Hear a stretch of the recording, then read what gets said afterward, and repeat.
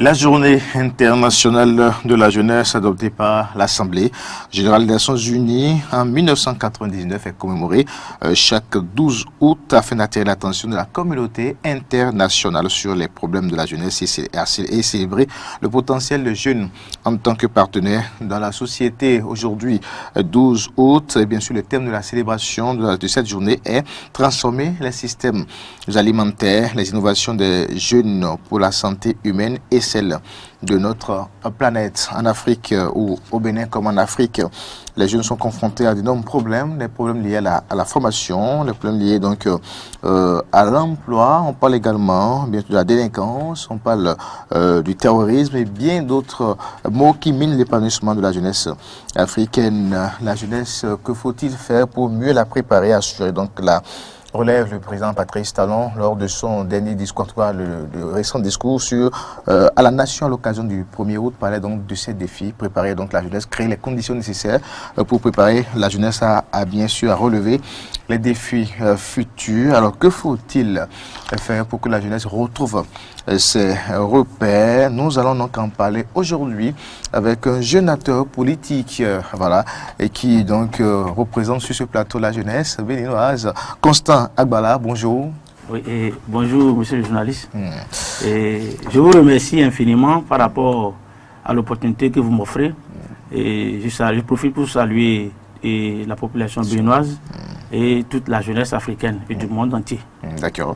Donc la jeunesse a à l'honneur aujourd'hui, 12 août 2021. Nous allons commencer d'abord donc avec le thème de cette célébration, transformer les systèmes alimentaires, les innovations des jeunes pour la santé humaine et celle de la planète. Qu'est-ce que ça vous inspire vraiment? Oui, je crois que le thème de cette année, qui est décliné tel que vous venez de le dire, ça place la jeunesse au cœur de la transformation alimentaire dans le monde entier.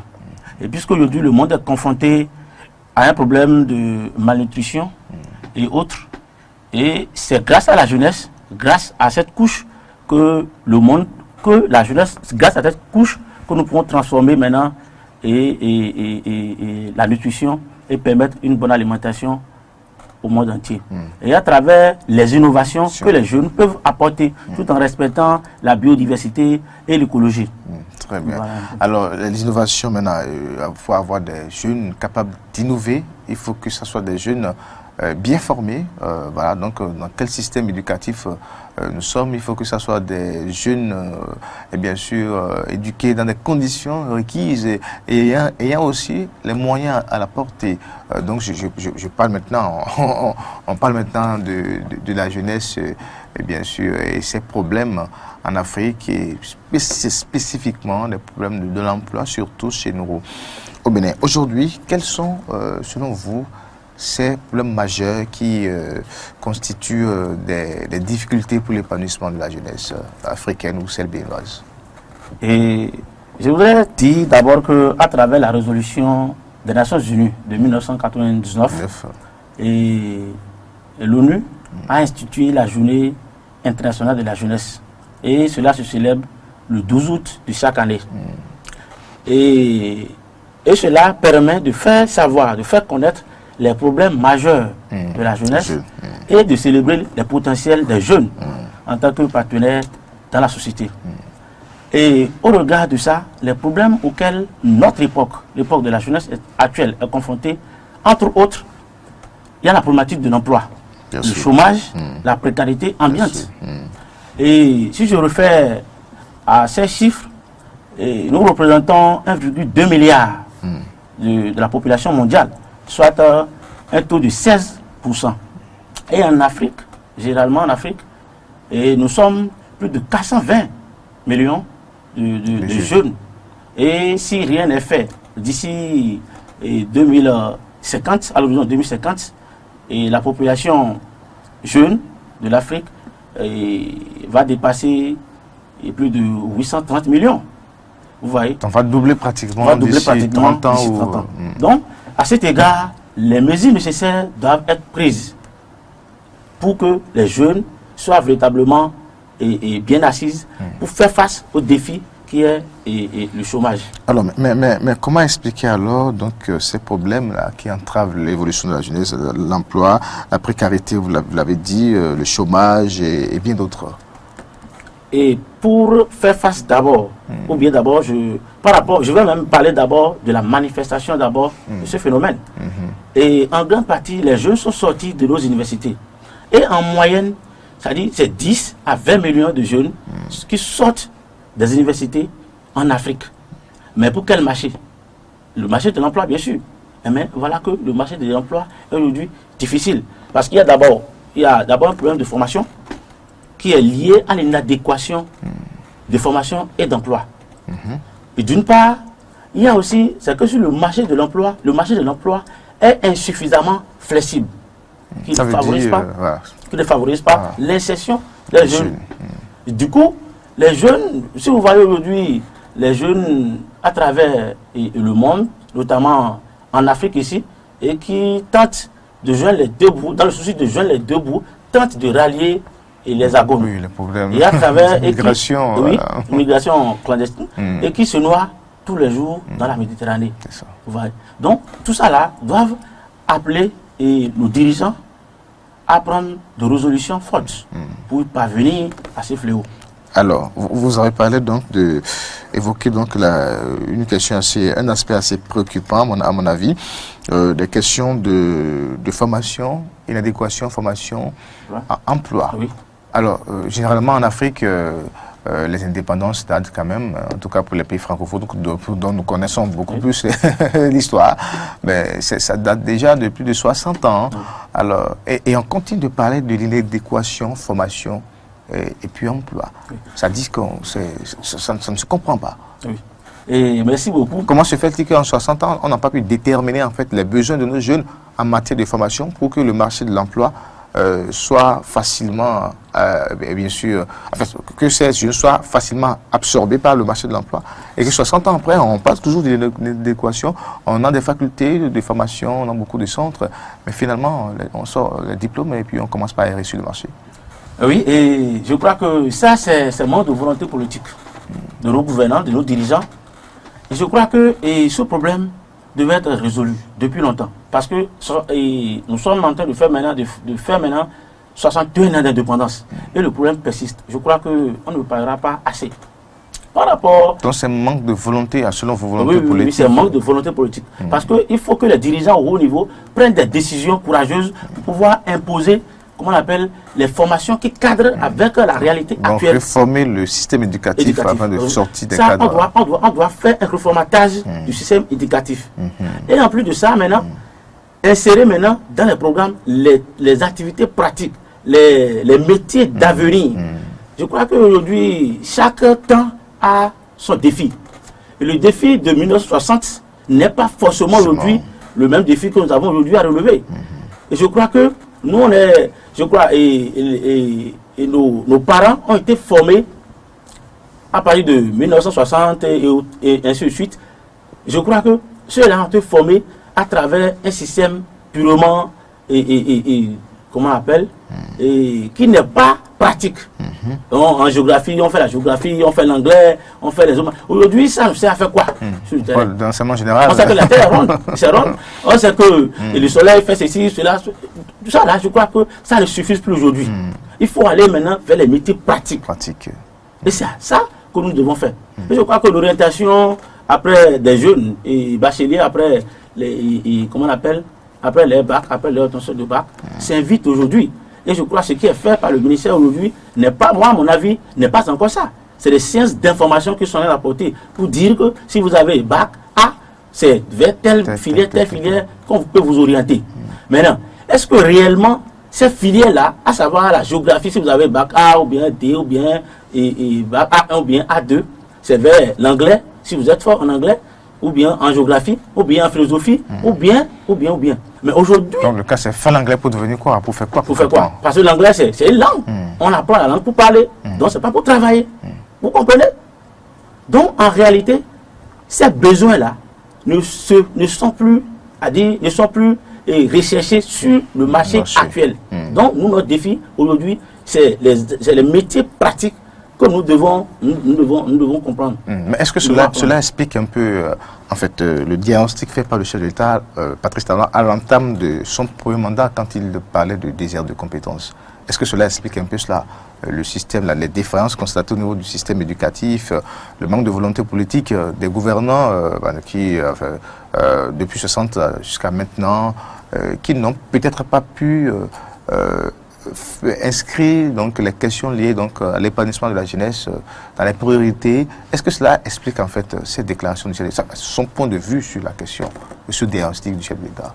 Moi, je crois que ce diagnostic du chef de l'État est d'une manière ou d'une autre, et fait preuve de ce que le constat actuel sur le marché de l'emploi est amer. Et parce que les jeunes sont confrontés au problème du chômage, et malgré qu'ils sont bourrés de diplômes, mais les diplômes ne servent généralement à rien faire. Mais pas pour autant que nous allons dire que le désert des compétences dont le chef de l'État avait parlé est comment on appelle, conforme par rapport à l'idéal là. Comme je le disais, que c'est un problème de manque de volonté politique. Parce que à partir de, jusqu'à même vers les années 80, tous ceux qui étaient formés, qui avaient même le BPC et autres là, directement, on les cherchait même pour aller les enseigner dans la fonction publique. Aujourd'hui, regardez, les gens de doctorat, les gens de master, les gens de diplôme, la maîtrise, la licence, mais aujourd'hui, qui coupissent dans nos rues, qui font des ZEM pour pouvoir survivre à leurs besoins. Vous croyez? Donc aujourd'hui, ce n'est pas forcément les défis de 1960, 80, les années 80 et autres là, qui sont aujourd'hui les défis de notre génération, de notre heure actuellement. Donc, il nous faut faire face à cela. Et pour faire face à cela, moi je crois que l'option fondamentale qui est nécessaire aujourd'hui, c'est l'entrepreneuriat des jeunes. Et parce que l'entrepreneuriat des jeunes aujourd'hui, non seulement les jeunes sont libres, mais ils ont la capacité de pouvoir embaucher, de créer encore de la valeur ajoutée à ce qui est fait. Et ça crée la richesse. Vous voyez un peu? Donc, suite à cela, ça revient maintenant, la décision revient maintenant au gouvernement, d'abord, d'insérer maintenant, ou bien de changer complètement le curriculum. Introduire maintenant les enseignements qui, véritablement, vont aider les jeunes dans la vie active, à s'adapter, à faire face à la réalité. Aujourd'hui, vous ne pouvez pas faire des formations dans l'énergie solaire, dans l'agronomie, et dit plus tard que vous êtes chômeur. Non, jamais. Parce que ces besoins-là existent aujourd'hui. Parce que le besoin existe aujourd'hui. Mais il faut créer. Il faut créer. Et bien, le problème aujourd'hui de la jeunesse aussi, c'est que après avoir comment on appelle, après avoir obtenu la licence ou bien la maîtrise, ne veut, dans le système caduc, dans le système traditionnel que nous connaissons, ne veut pas s'auto-adapter par rapport à la réalité qui est aujourd'hui et qui est là aujourd'hui. Et c'est là le problème. Et c'est pour cela que j'ai dit que c'est une volonté politique qui peut véritablement nous amener à venir à bout de ces fléaux. D'accord. Mais aujourd'hui quand même aussi, on a quand même cette jeunesse aussi qui s'adonne à la facilité aussi, qui veut s'adonner à la facilité. On tombe facilement dans le travers.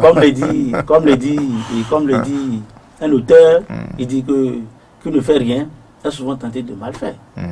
Et je crois que c'est dans la recherche du gain facile, toujours dans le souci de la facilité, qu'on tombe dans des choses qui ne nous amènent nulle part, à travers plusieurs phénomènes que nous connaissons aujourd'hui dans notre société. Et je crois que face à ça, et le problème du chômage en lui-même n'est pas une fatalité. Et si nous serrons les rangs, et si nous prenons de conscience, je crois qu'on peut venir à bout. C'est vrai, c'est dur, mais pourtant il y a des gens qui ont évolué dans ça et qui s'en sortent aujourd'hui mieux. Et tout est une affaire de conscience. De conscience. Oui.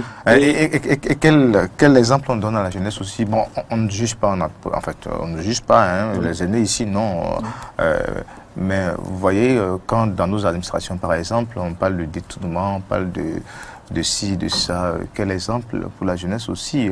La classe politique, c'est un acteur politique, nous voyons aussi le comportement de nos acteurs politiques, quel message? Parce qu'on a aujourd'hui les jeunes qui pensent que quand pour se faire de l'argent, il faut rentrer dans la politique. Il faut faire la politique pour avoir de l'argent. Ça se dit, hein, ça se dit. Il y a certains métiers, hein, tout le temps, qu'on qualifie de métiers de riches, par exemple, où tout le monde veut aller dans tel métier. C'est bien apparu que ça a été démystifié sous le régime actuel et autres. Alors, donc, la jeunesse aussi, quel est l'exemple que nous avons en face aussi, M. Agbala? Vous êtes dans le milieu politique également. Oui, bien sûr, bien sûr. Je vais d'abord rectifier une chose ou bien apporter moi votre avis voilà. sur ça. Pour dire d'abord que la politique, c'est un art. Et c'est une science qui s'apprend. Je crois que la politique ne serait jamais être, comment on appelle, un lieu ou bien une activité qui permet, comment on appelle, le chiffonnage des biens publics. Et certes, aujourd'hui, nous sommes confrontés à ce fléau aussi au niveau de nos administrations publiques. Et dès qu'un jeune est promu, il veut du coup devenir riche du jour au lendemain. Et ça, c'est un comportement qui n'inspire pas. Et nous, en tant que jeunes, à dénoncer et à sanctionner avec la dernière rigueur. Et parce que nous jeunes, nous sommes l'avenir de ce pays. Et si nous prenons ce mauvais exemple, je crois que ça ne nous amènera pas nulle part. Donc, pour moi, en tant que jeunes, nous devons travailler dur et gagner notre pain à la sueur de nos fronts. Et non détourner le bien public. Le bien public, c'est pour tout le monde. C'est ça qui va servir à construire le pays. Et si vous seul vous en accaparez, je ne crois pas que ça va vous servir. Au cas contraire, ça va vous desservir. Et de toutes les façons, ça va se savoir. Ça. De toutes les façons, ça va se savoir. Donc pour moi, c'est un fléau qui est la corruption, bien sûr, qu'on doit combattre avec la dernière rigueur. Et c'est pour cela, moi j'encourage le chef de l'État dans ce sens qui est en train de sévir. Et parce que ce n'est pas forcément ceux qui sont de l'opposition qui sont sanctionnés, mais quand vous êtes même dans son ancrage ou bien vous êtes dans son camp, vous êtes aussi sanctionné. On a vu des exemples ici récemment. Et je crois que les autres cas qui sont au niveau de la Direction générale des impôts, et on doit quand même nous éclairer par rapport à ça, et sanctionner encore dur. Parce que c'est des jeunes. Et tout à fait, c'est les jeunes. Donc si on ne fait pas, si rien n'est fait, ça veut dire que les jeunes qui dans l'avenir, qui vont être encore promus dans l'avenir, vont aussi s'inspirer de ces cas pour commettre ces forfaits-là. D'accord. Alors, donc, plus de manipulation selon la jeunesse, surtout dans le milieu politique. Oui, et je crois que. Peut-être que je me trompe. Ah oui, non, non, vous ne vous trompez pas. Et c'est vrai que la jeunesse, en grande partie, est manipulée dans le milieu politique aujourd'hui. Mais c'est parce que ceux qui sont manipulés, ils vont en politique sans objectif, sans une vision. Et moi, je le dis, et nous, en tant que jeunes, nous devons être conscients de ce que nous sommes en train de rechercher. Et voir de l'avenir devant nous. Et si quelqu'un est conscient, et il sait que là où je suis en train d'aller, moi, mon objectif, c'est de réaliser tel, c'est de participer au débat national. C'est de participer à la construction du pays. Je crois que une tierce personne, quel que soit son rang, ne peut pas nous manipuler. Vous voyez, ne peut pas nous manipuler. Et aujourd'hui, dans les partis politiques, dans les mouvements et autres de politique, vous voyez, je vais dire, les vieux ne veulent pas laisser la place à la jeunesse. Les aînés, bien sûr, ne veulent pas laisser la place à la jeunesse. Et je crois que ça, c'est de bonne guerre. Mais parce que rien n'est gratuit. Si ils sont arrivés à ce niveau aujourd'hui, ils se sont battus. Et c'est pourquoi, moi, j'exhorte la jeunesse à militer au sein des partis politiques et à résolument se chercher pour être dans les lieux de décision. Ce n'est pas gagné d'avance. C'est vrai, c'est tout un combat qui se mène pour s'affirmer. Donc, si aujourd'hui, les jeunes, nous sommes marginalisés, et nous ne sommes pas bien vus, et c'est parce que notre combat reste encore. Mais je crois que dès que nous allons mener le vrai combat, je crois qu'on va s'imposer. On entend souvent dire pourquoi les mêmes. Oui, pourquoi les mêmes? Je crois que pourquoi les mêmes? On entend souvent, ça au sein de la classe politique. Les mêmes, les années. Mais qu'est-ce que les jeunes aussi font pour mériter quand même que les années les portent? Il y a aussi ça. Oui, vous savez, le problème c'est quoi? C'est d'abord les aînés et une mise sur les moyens pour quand même embrigader la jeunesse. Et dans sa pauvreté, tel que je l'ai énoncé plus haut, qu'aujourd'hui, en grande majorité des jeunes, nous vivons dans la précarité ambiante. Et cela, c'est ça qui donne de la chance à ces aînés pour pouvoir manipuler ces jeunes-là. Donc je crois que nous, en tant que jeunes, si nous prenons notre responsabilité, ils ne peuvent pas nous embrigader dans les girons et profiter sans fin. Constant Agbala. Alors, un mot maintenant sur donc, la promotion de la jeunesse, la politique actuelle menée par le régime en place en quelques minutes, 2016 en 2021, et puis le second mandat avec cette promesse aussi à la jeunesse, le chef de l'État qui insiste surtout sur la formation et la priorité maintenant sur la formation technique et professionnelle, la création des lycées techniques et autres, voilà. Et je crois que le régime défunt a essayé quelque chose dans ce sens, et en créant quelques lycées pour pouvoir recruter les jeunes et les former pour des métiers pratiques. Et avec le programme aussi d'insertion des jeunes dans la fonction publique à travers les stages et autres, les stages professionnels et autres. C'est-à-dire qu'à la fin des formations, les jeunes sont recrutés et pour être déployés dans les services publics et privés. Et aujourd'hui, j'en connais beaucoup qui ont été à la fin de leur contrat de 2 ans, qui ont été recrutés, même si c'est avec un contrat de durée déterminée. Je crois que c'est déjà un bon début. Et avec le service du volontariat aussi, que le gouvernement, l'ancien régime aussi avait créé. Et je crois que cela devrait être perpétué avec le régime en place. Mais ça n'a pas été exactement le cas. Et aujourd'hui, c'est vrai que le chef de l'État, au cours de son premier mandat, a essayé de faire quelques actions dans ce sens. Mais je voudrais dire que ça ne suffit pas.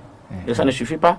Et c'est pourquoi le peuple béninois lui a donné un second mandat pour faire davantage.